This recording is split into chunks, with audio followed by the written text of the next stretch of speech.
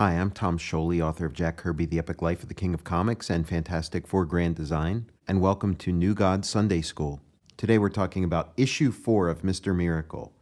Kirby's fourth world is filled with perils for Mr. Miracle, super escape artist.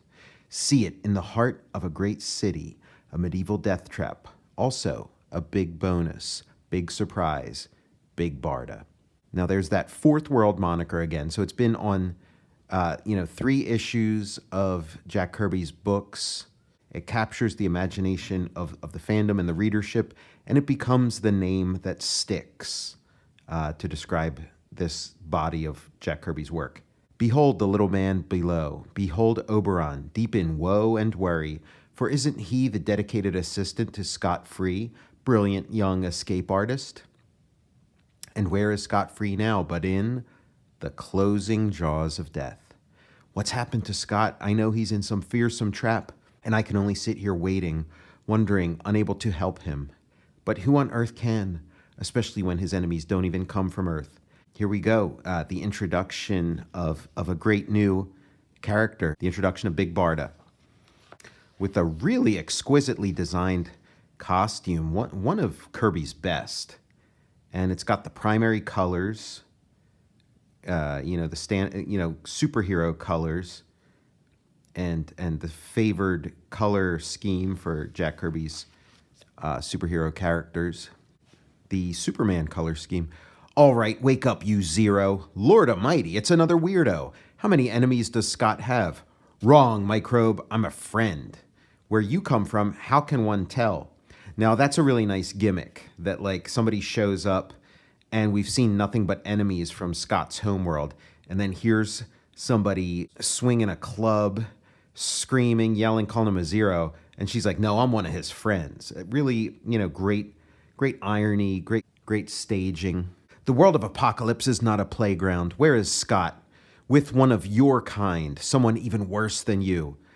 I'm not so bad, a little rough maybe, but once you get to know me, I can be a real pussycat. The kind that stalks you in the jungle, I'll bet. Say, how do you get here anyway? Our rank decides that. Some use the boom tube. The warrior is equipped with the mega rod. I'm Barda of Great Darkside's female task force. Maybe a sandwich and some milk will make you purr. How come you're all so mean? Fool, we serve only Darkside, and Darkside serves conflict. Ah, you're making me repeat the phrases taught by Granny Goodness. Oh, I met that old horror, but wait till you see Dr. Bedlam. Scott's dealing with him now.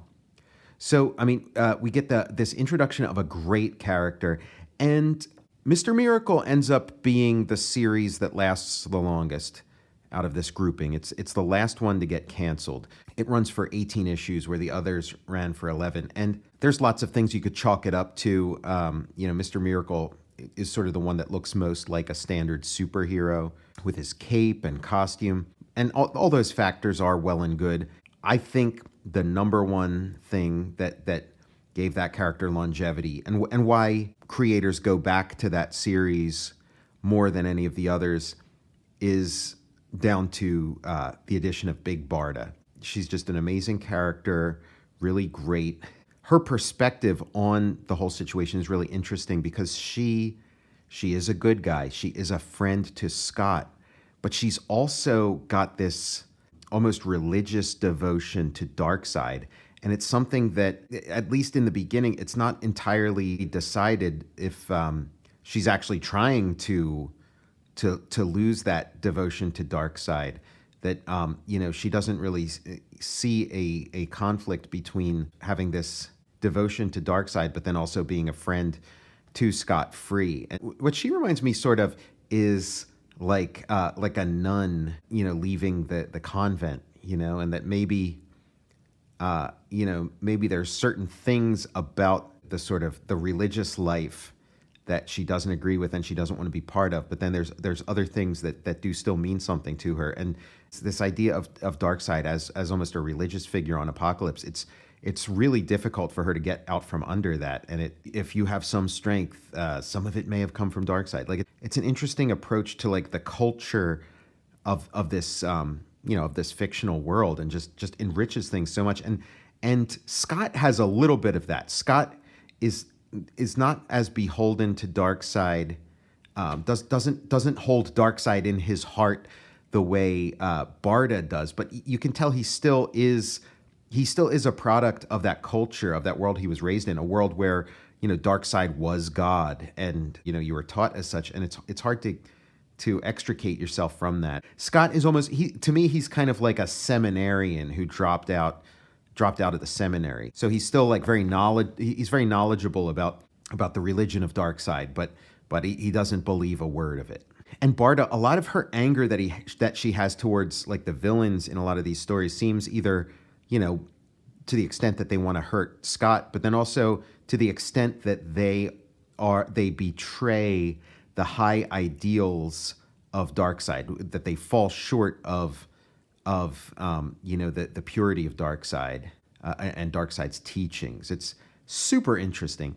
So there's all that stuff, but I think that the number one thing is just that all of a sudden there is a love interest in this comic. Now, Scott and Barda don't become a couple until very late in the series.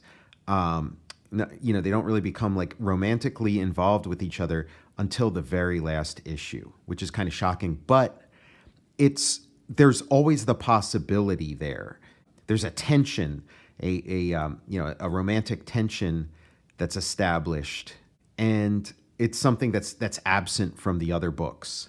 And I think you need something like that in your comic to give it longevity. Like what's Superman without Lois Lane? Batman being a glaring exception. Batman is just such a powerful concept that he doesn't really need a romantic interest, a romantic co-lead. It certainly helps. Beautiful Dreamer and Mark Moonrider are a couple in Forever People, but it's such a minor component of the series. It's barely there. It's certainly not a dominant feature the way Big Barda and Scott become sort of a partnership. They at the very least they cohabitate. In New Gods, there's no hint of any kind of possible romantic partner for Orion until issue 9 with the introduction of Eve Donner, who's only in there for that one issue, and then later in Hunger Dogs with Becca, the daughter of Hyman. There's also a possible reading of New Gods where Orion and Light Ray are a couple. That's a valid reading. A very strong argument could be made, and that could be the subject of an entirely different video. So yeah, Barda, great character, great costume, provides an element that really helps create a compelling story. That being some romantic tension, the possibility of I mean that's kind of when you read a comic or any kind of story. Hey, are these two going to get together at some point? And if you have a story where there's just no possibility of that, it's a definite minus. So Barda learns that Scott's in danger, and that's all she needs to know. Mega Rod will compute where they are. Mega Rod will take me there. She has to go there to help him. Beautiful cutaway of Scott in the box becomes sort of an iconic motif of the series. We see variations on it in the Steve Rude and Mike Evanier version. What a cliffhanger. It took you 2 months to see Mr. Miracle start to fall, and now he's still falling in this building, and everybody, and as he's falling, they're shooting at him. This expansion of time, we've seen movie attempts at it, especially like The Matrix and 300 and things, all those cliches. But it really, that extension of time really is it's just such a natural part of comics. It's not intrusive at all. So we get this extended moment of the cast of the box falling, people shooting at it, and it continues to fall. Barda appears, and she sees this falling, tied up box, and just knowing Scott free, she figures he's got to be in there. That's exactly the kind of crazy thing this guy would get himself mixed up in. She catches it, rips it open. Beautiful panel. That is, I've never seen a box ripped apart in a comic quite as elegantly, and the way the ropes whip around, you get just like this real sense of motion and energy and of this box being taken apart. Jack Kirby, you're a genius. But it's empty. Typical magician stuff. It's empty. Where did he go? She looks up, and there he is, up above. And it's good that she didn't catch him, because that would have violated the rules, because part of his bargain with Dr. Bedlam is that he get out of this all by himself on his own power without any help from his friends. Now they got him, and last issue they thought he was a demon. This issue they think he's a vampire. Take a stake. They're about to stick it in him. Then he disappears. It's a really nice, I like the sort of, now you see him, now you don't aspect of it. This is a beautiful close-up. Vinny's inks, when they work, they really work. Any escape artist could make short work of those ropes, but it takes a master to play it that close and cool. You may taunt us, vampire, but it won't be for long. After him. Sometimes the best performances are lost on the wrong audience. I think Jack Kirby was speaking from experience. This is an example of that. He was creating his best performance with these New Gods books. What were the thanks that he got? It got canceled. His sometimes the best performances are lost on the wrong audience. And now they're ready to spray him with a hose, and they end up spraying themselves. He does this cool slide down the banister, and then he gets grabbed by some, medieval executioner types as part of a TV movie that's being filmed in this building. A paranoid director and actors. How bad can things get? They're gonna put him in the Iron Maiden and shut it on him. Seems like he's dead. Then some of these people are attacking Barda. They view her as a witch. She takes down a pillar from the building, Samson style, throws it at them, gets out her mega rod, uses it to fly up, get back where Scott is, starts knocking people out. This is some beautiful mayhem, some beautiful superhero mayhem. Kirby, never draws things the same way twice, and we've seen him do all kinds of drawings of superheroes battling, being outnumbered and sending a bunch of thugs flying, and this is one I've never seen one quite like this, and it just looks great. She opens up the Iron Maiden. Scott's not in there. Where is he? He's over here. Again, now you see him, now you don't. Constantly baffled by his amazing escapes. I wouldn't recognize you if I didn't hear you speak. The problem's no different for me. Look at you. I apologize, Barda. That uniform represents a power that shouldn't be lightly spoken of. So you're an officer now. Yes, this is a far cry from our days as pupils of Granny Goodness. You should have gone with me when I escaped from her institution, Barda. Yes, perhaps I should have, but I stayed to become what I am. So a little suggestion of like the backstory that we're going to explore more deeply in issue 9. And now Dr. Bedlam reveals himself in his natural state as this sort of energy being. Very cool. Love the shadows on this panel, getting into some Hellboy territory. Deep shadows. I couldn't find my copy of issue 4. I wish I had, because it really is beautiful on newsprint, but I think this version will do fine. But like this stuff looks exquisite in the original printing. But I didn't want to delay the video anymore by looking for it. Now we get these beautiful Kirby monsters, just really inventive. You'll never see anybody else draw anything quite like this. This one, just sort of the inking and the design looks close to something you would see in Captain Victory. It looks like late Kirby, and it's very cool, very strange. And this is where, the shit's going to hit the fan. Dr. Bedlam's going to do his last push, where he creates these visions of all these insane monsters to sort of drive all the people in the building into a panic and create what Scott describes as a human stampede, which is going to kill him and Barda. And so it's this cliffhanger. It's all about to happen. And then what do? We cut away. We cut to Oberon worrying about Scott, about to call the police, and then they rematerialize. Hold it, Oberon. The police are busy at the scene right now. Scott, they're back. Maximum is the word for you, Barda. I could never think of you without deep and genuine fondness.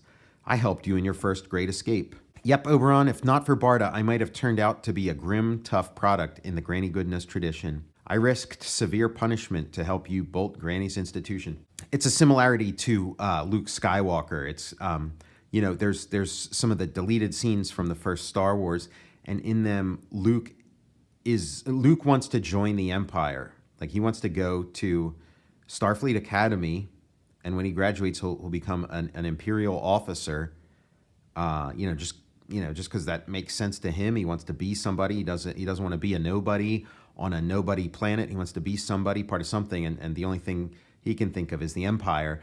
And then Biggs tells him about the rebellion, and that he's going to join the rebellion, and that's where it's at, is with the rebellion. You don't want to be a part of the Empire. And that's like Scott. He was on a path. He was ready to be part of the Empire, part of Darkseid's Apocalypse, part of the power elite that runs Apocalypse, and Barda helped him bust out. If you ask me, it would have done the girl a world of improvement if she'd left with you, Scott. Easy.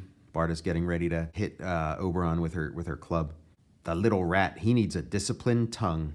This is a house of friends, Barda. The strong don't rule here. I like that. That Scott is not about, rule by force, intimidation. He's not about, the rule of the strong. The strong don't rule here. He believes in friends and friendship and people gathered together in support of each other and to help each other, and that he's created that, maybe that's how the rest of the world works. Maybe that's how it works as soon as you step out of this door. But in this little world that he's created with Oberon, it's all about friends and kindness. There's just a lot of amazing things going on in this body of work. And so now I love the way Kirby draws food. You're never quite sure what it is, but it looks like something. It looks delicious. Steam coming off of it. It's the 70s. It's sort of, changing roles in society for men and women. And so Barda can be an armored warrior, and Scott can be, wearing an apron and being a homemaker. Oberon wants to know from Scott how he got out of these situations. Now, this is one of the things that I think makes Mr. Miracle a little bit difficult. Like he always or almost always explains his tricks. I think it's like more satisfying as a reader to see an escape artist escape using means that require just their ingenuity ingenuity and quick thinking, and not rely so much on technology. That's sort of in Spider-Man. It's like that. He usually thinks his way out of a problem. Or Batman. I know Batman has famously said, every trap contains its own solution. Every trap contains its own escape. But I think Kirby was interested in the gadget aspect, in the futurism, the sci-fi, and coming up with interesting gadgets. And his premise was that, Houdini used the technology of his time, advanced locks and lock picking and all different things that were state-of-the-art technology in his day. And now in this sort of, super escape artist of the 70s, from another planet, he's using, the most state-of-the-art stuff that Jack Kirby can think of. So he's got the multi-cube, a miniature laser beam. And now, and a magician never reveals his secrets. So whenever Scott Free describes how he escaped from different things, he says, maybe this is what I did. Gives him some plausible deniability. And also, when somebody sees an escape it's almost like, it's like a mystery, and there's certain rules in mysteries, certain unspoken rules between the creator and the reader. The idea that it would be possible for you to read this story, see Mr. Miracle get out of all these situations, and that it might be possible for you to guess how he got out.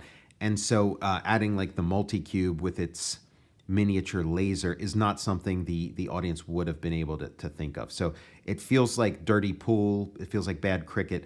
And even as I was reading this, I thought, you know what? The way superhero stuff works, just the fact of the now you see it, now you don't. She opens the box and he's not there, he's up.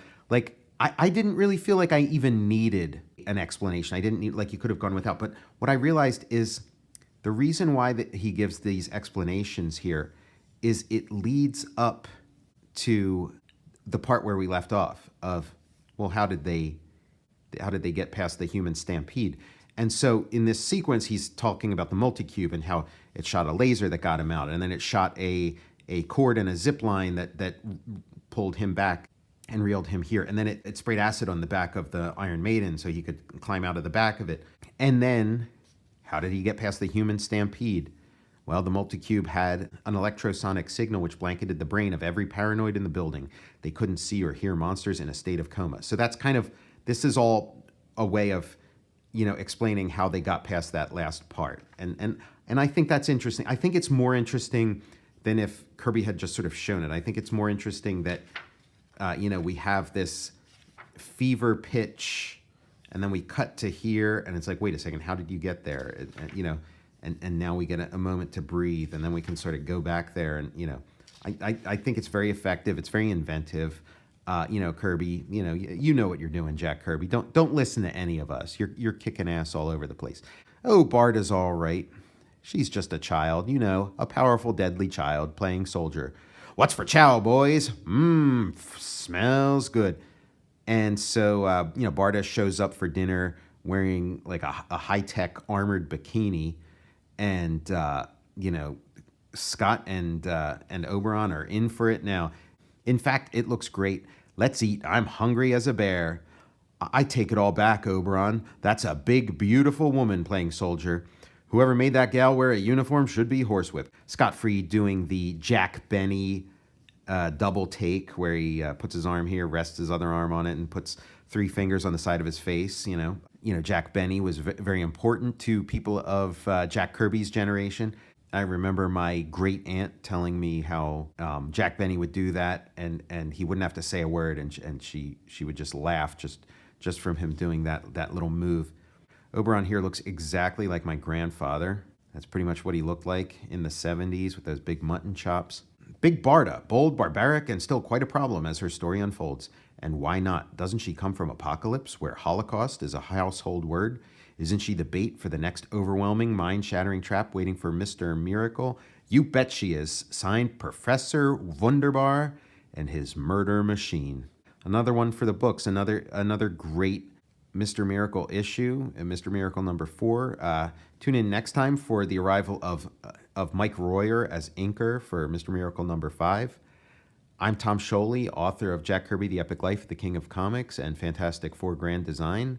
And thank you for joining me for New God Sunday School.